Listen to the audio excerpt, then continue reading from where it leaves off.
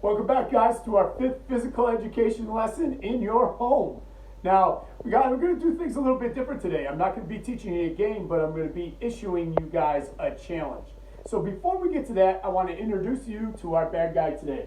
Now, this is one of our newer bad guys we've been talking about. This is Mean Jean. Now, Mean Jean, we take a look at Mean Jean. We can read her name right on her shirt.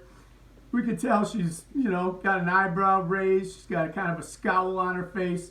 You see, Mean Jean becomes just plain mean to other people.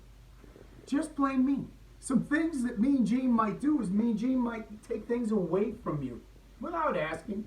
Just take them away. If you're playing with the Legos, she might take the Legos from you. Insults and criticizes you for no reason you can think of.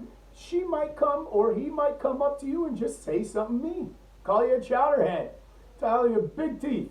Might just, for no reason at all. Also, Mean Jean, we got to remember, hogs all the attention. Mean Jean sometimes is the person that just won't let you talk. Or every time you have an idea, they have an idea. Or they want to be in charge of all the games instead of letting you be in charge of the games.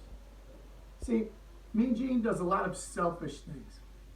And I know I've been Mean Jean before, and I know you've been Mean Jean before. So sometimes the best way to beat Mean Jean when she shows up is to remember how it feels when someone's Mean Jean to you. Sometimes we need to take a step back. Sometimes if someone asks us to share, we need to think about it. You probably should share. When we're trapped in the house with our family, Mean Jean seems to come up a lot more, I'd have to say. And we need to remember that other people need their space. We talked about the space invader. Mean Jean here, we got to make sure that we are thinking about what we're doing and making sure we understand that our actions do affect other people.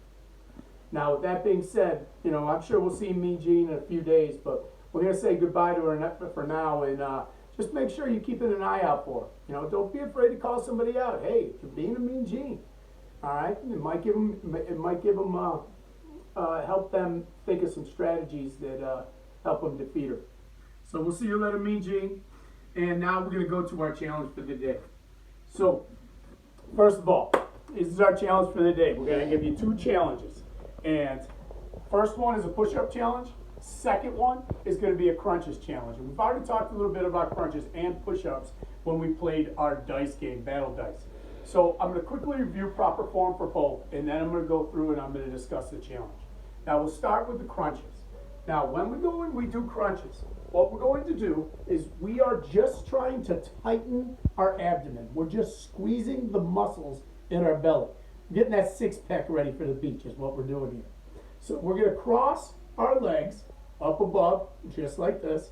We're going to take our hands over our chest, not behind our heads, okay? Over the chest, and we're going to crunch up, and when we feel that squeeze in our belly, we're going to hold and come back down.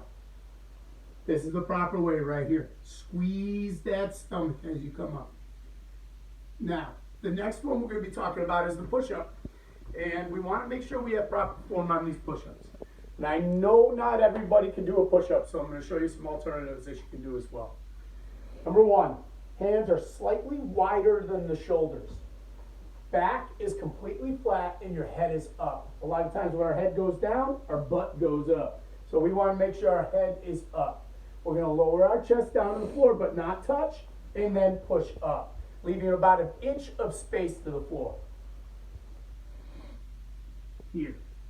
If you find yourself not being able to do a push-up, holding yourself in push-up position is also training yourself to be able to do a push-up down the road.